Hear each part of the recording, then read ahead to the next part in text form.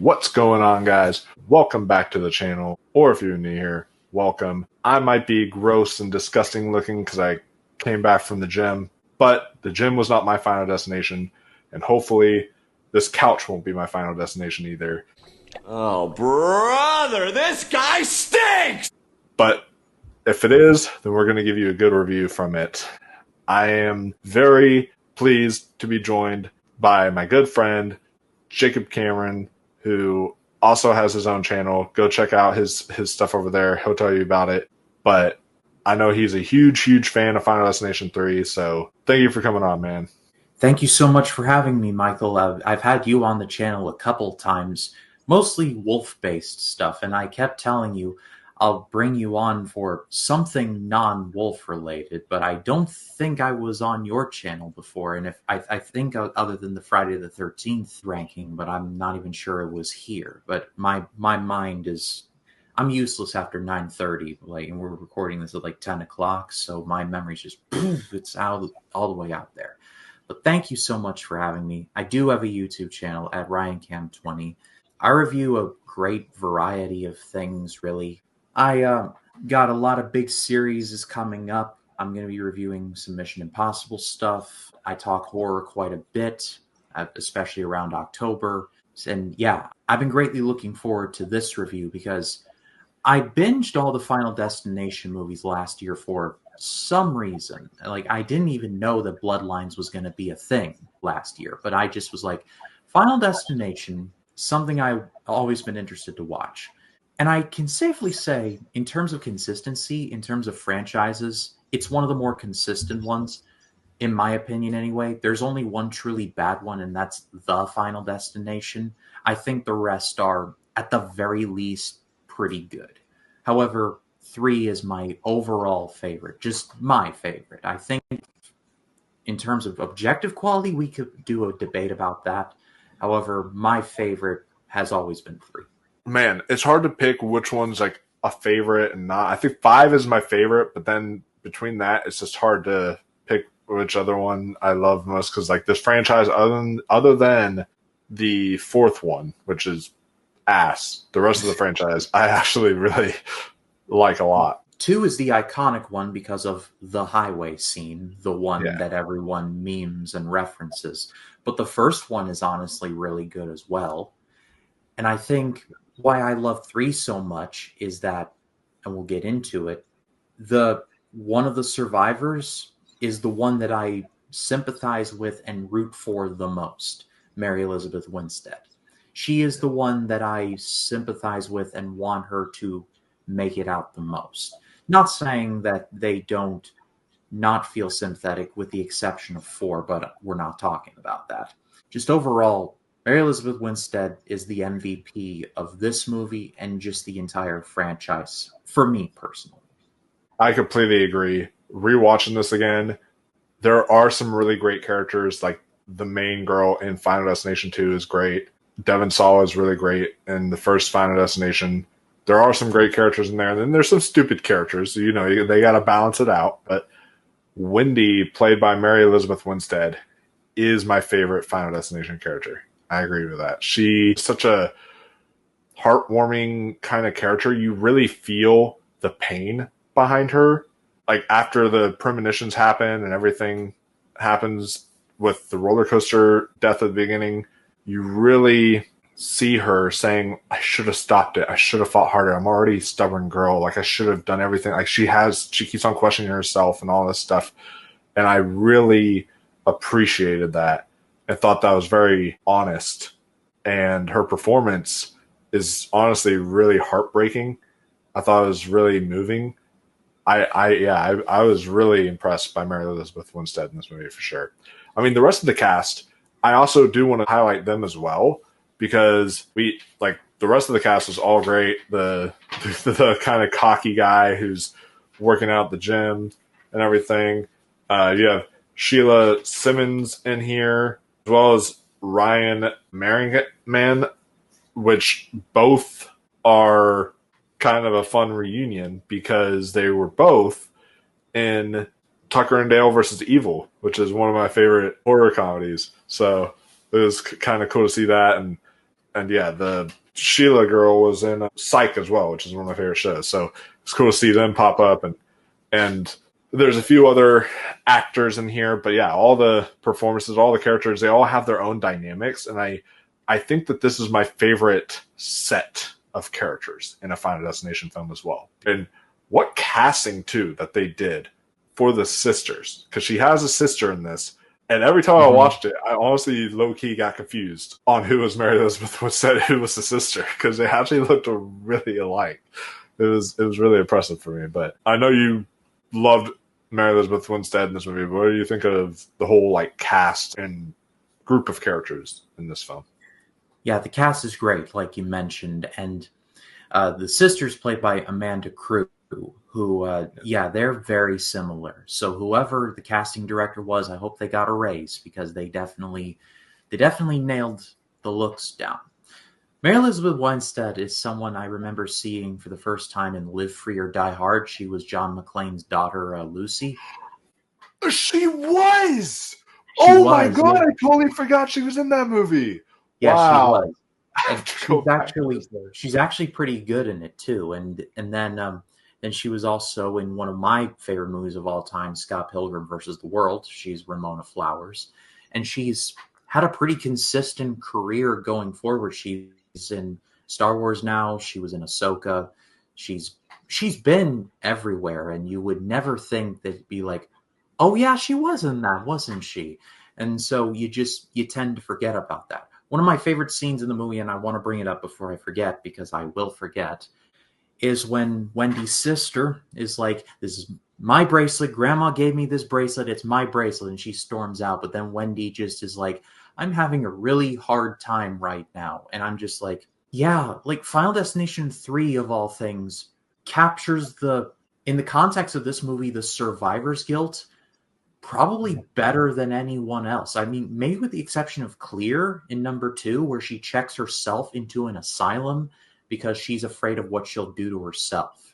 But I think 3 did the best of capturing what happens after everything goes down. Because I've heard the complaint that this series is just nothing but creative kills and like what people can do with like random objects. I'm like, yeah, sure, there is that, and people bring up the highway scene, and it's fun though. It's fun though too. I do participate. I'm not going to be a hypocrite in that, and the balance beam and a bunch of other things. There's some good stuff in here too, where if you actually watch the movie and you actually dig a little deeper, you'll notice there's actually some good stuff here. So I feel like beyond just the questioning the stability of tractor trailers for the rest of your life, there's more to these movies than just that. I agree. This was really the first one I felt was, I mean, there was 2, like you mentioned, that had some deeper elements, but this is where it really connected to me. But the only real complaint that I will say about this movie specifically is that there is some CGI that has aged poorly. You know, it's obviously like an early 2000s kind of thing. When the roller coaster death happens, you can see like a pixelated coaster falling with like pixelated people, and it's just like, oh, that doesn't look that good.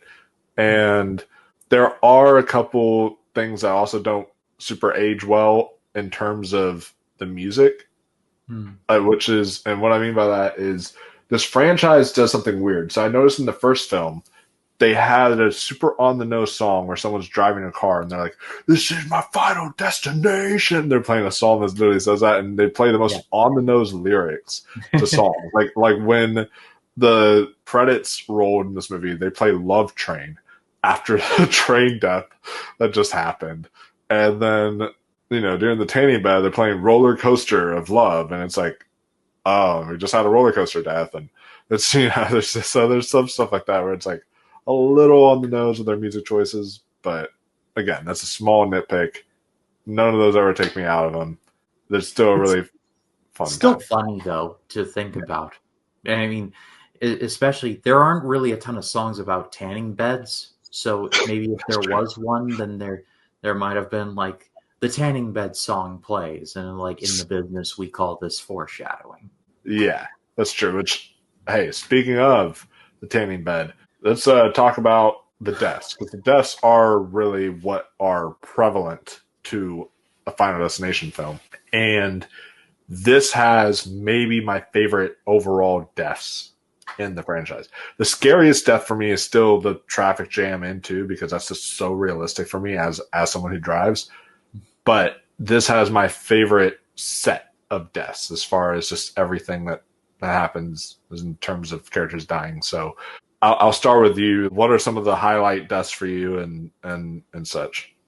It's cliche, I know, but the one I go with every time is the tanning bed scene, because I remember the first time I saw it, I'm like, okay, tanning bed, they're gonna get locked in somehow, but like how? And then like it's kind of a nightmare. Like when you're stuck there, like the door closes, you can't get out. The dude's on the phone having the longest phone call of all time, and you're just stuck there, basically barbecuing yourself. And what's even crazier, Michael, I don't know if you caught this or not, you probably did, but just for the sake of this review, I'll bring it up. But it goes from the two tanning beds and it cross dissolves to the two girls from their tanning beds to their coffins.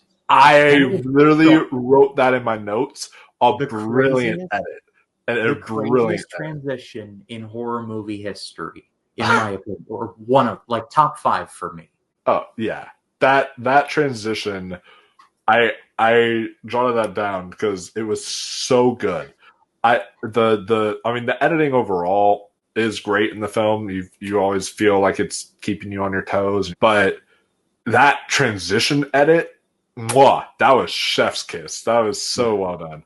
To your point, this is the movie that has just the greatest kills pound for pound, like you were talking about. Tanning bed, but then there's the stuff in the weight room in the gym that you were talking about. And I I don't go to the gym anymore. I work out with some friends and we do free weights and I run, so I haven't been to a gym in forever, but I know what one of those machines looks like. It's like when you push up and you're like down. And I'm like, okay, like it's pretty well in control, but then just something happens and then just like like just smashes this man's head like a melon, and I'm just like, okay, well, I'm staying off that machine for about 6 months. And he gets so cocky. He's like, What I tell you, Kevin Hart? Fuck that. I just win. That's all I know how to do, Kevin. Baby, I win. He does that because that's like he cheated death, but nope. Famous last words. I know, right? Yeah, I mean those deaths are great, especially like the tanning bed death always scared me. Have never stepped foot into a tanning bed in my life. I don't want to. Even if I am as pale as fuck because I'm a ginger, I have never been in a tanning bed. I refuse to go now because of this movie and that whole scene. It's so well orchestrated with like the way the wood falls in between the slabs, so now they can't push up and everything, and it's how the thing gets stuck in between the door and then pushes it. It's wild. It's always so creative how the things fall into place, and it's used to perfection throughout all the deaths in here, because especially when you get to the scene with the nail gun, where that scene where there's like some stuff that falls down and then it hits a cart and the cart starts rolling by itself, and then the cart hits this other thing that starts to spiral. It's just all one thing after the next, and then boom, just a nail gun right to the face, and that's just so visceral. And Yeah, and then we get to the 4th of July parade, which, I mean, or not parade, but like it's like a 4th of July bash, if you will. and that has two deaths in that scene, Mhm. which one, at least it was quick. You didn't have to suffer. The only people who fully suffered, I guess, was the nail gun, because that would hurt after the first few times, and then the tanning beds, I guess. But everyone else, at least they died quickly. And the flagpole one, that was pretty quick, but a really solid death. The way she's just standing over the flagpole after it just stabs right into her. And then you get that other cocky asshole in the film who is basically saying, "Oh, you what? You had a vision, one of the visions. Am I in it this time? Do I cause your death?" and all that. And he's like going off, and after losing his friend, and he's like confident he's not going to die. He does get lucky that a bunch of fireworks miss him. It would have been a very almost explosive death, because of the fireworks. If they would have hit him, then he gets cocky, thinks he's going to live, and then the fireworks blow something down and it hits him. So, yeah. Don't whistle past the graveyard, kids. One thing that I wanted to bring up, and I found this interesting, I don't know if you knew about this, you probably did, but there was a DVD released of this called A Choose Your Fate, where there were parts of the movie that were interactive. I don't know if you knew about that or not. No, I did not know that. And I don't know super specific about it, but I don't think we would ever get something like that today. I mean, closest thing we got was that one Black Mirror movie we got a couple of years ago, Bandersnatch, where it was interactive, but I don't think we'll ever get something like a Choose Your Fate like ever again. But another thing that I love the most, this probably has my favorite ending of this series, where it's a subway train and just you'll never look at subway trains ever the same way ever again. God, the subway sequence. But yeah, that I did not know about that interactive DVD thing, because I've always talked about how personally I would love for a Final Destination video game to be released, where it's a kind of a choose your own adventure path video game. I always thought that would be so much fun, like an Until Dawn style game. Yeah. But yeah, that subway scene, they really built the scale up in Final Destination 3 more. The further up each film goes, the higher the budgets that you can see with the films, because the roller coaster death was a very effects heavy scene with like great atmosphere and music to combine it with all the other elements that they did to make that scene as impactful as it was.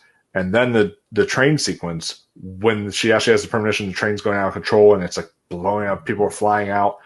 It feels pretty, I mean, again, there's some wonky effects there, but still it feels more big than the last two, which were a little bit more smaller and intimate.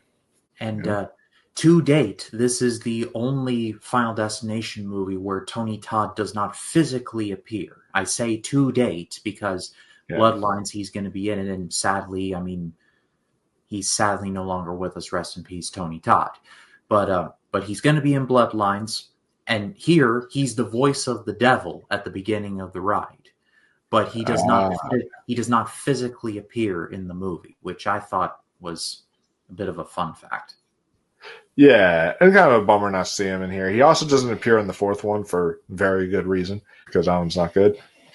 But it would have been nice to see him actually play his character that he plays, because he's the same character in a lot of these Final Destination movies. It would have been nice to see him reprise his role, but at least he was the voice of the devil, and that was some great voice work of the Enter If You Dare. I was telling you this beforehand, but I didn't tell our viewers this. My sister was cruel to me as a kid, and when I went to an amusement park at a young age, she decided to show me Final Destination 3 the night before we went to an amusement park. And I was scared shitless to ride any of the rides that day. And on top of that, we went to the October kind of spooky events that these amusement parks have.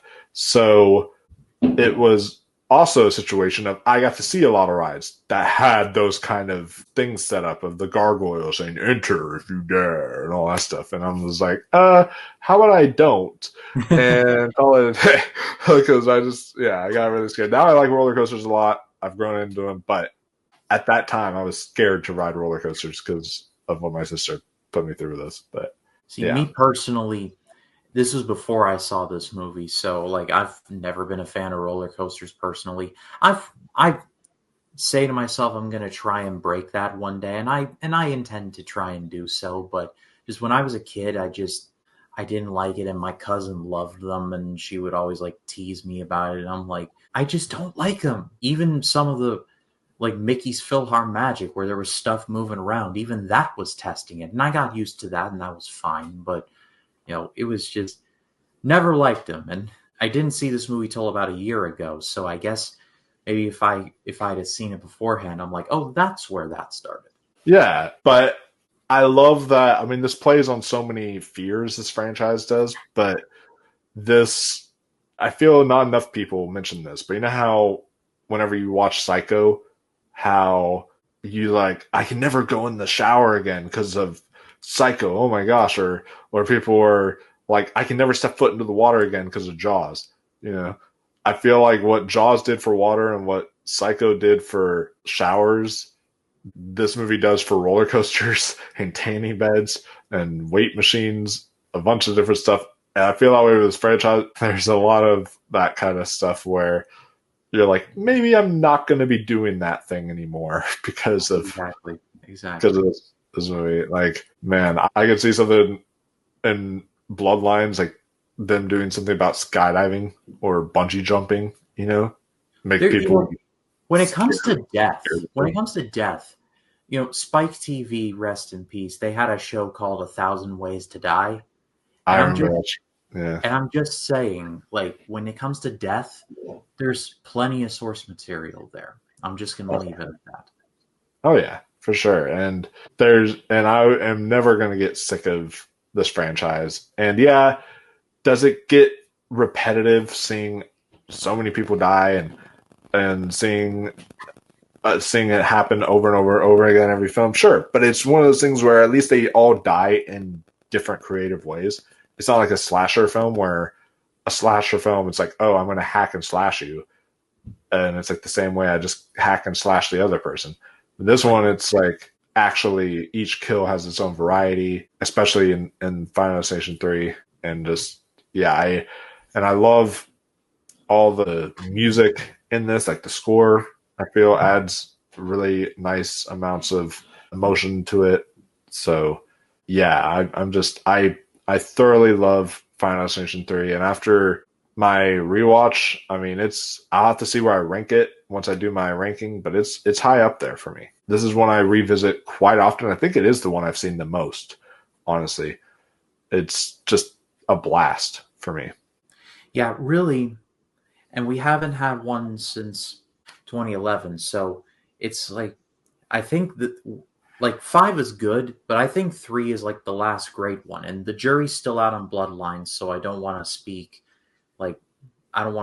too early on that. But like Bloodlines might be great and it might usurp this. I hope so personally. But I think until I see Bloodlines, I think Final Destination 3 is like the last great one. Yeah, I can see your point there. I do really like the 5th one, especially for that twist. That twist was really cool. So I do really like that one.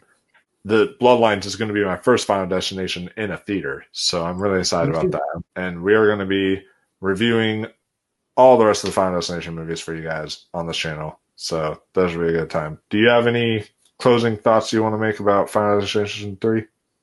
Like I said, it's probably the last great one. And like I said, I'm leaving an asterisk there of until I see Bloodlines. I sincerely hope that Bloodlines continues the consistent quality. So knock on wood, I hope Final Destination keeps it up. Because that's the thing, is even if the 4th one isn't good, it's not disastrously bad to where I'm like, oh, I can never see that again. If I'm marathoning all the films, sure, I'll add it to the marathon. It's just the kind of forgotten one after that. But yeah, my final thoughts is I do believe this is a great one. This has that 2000s feel, but also just something that you can really connect with. There's even stuff that is very 2000s in the sense of they say certain remarks that may not hold up, but overall it's still a really great time that with some great characters, some fun writing, some especially fun deaths, and just immensely rewatchable. So that's and some very likable characters. So that's my take on Final Destination 3, and that's our review for Final Destination 3. Thank you all for tuning in and watching. Let the people know where they can find you. YouTube and pretty much everywhere social media at RyanCam20.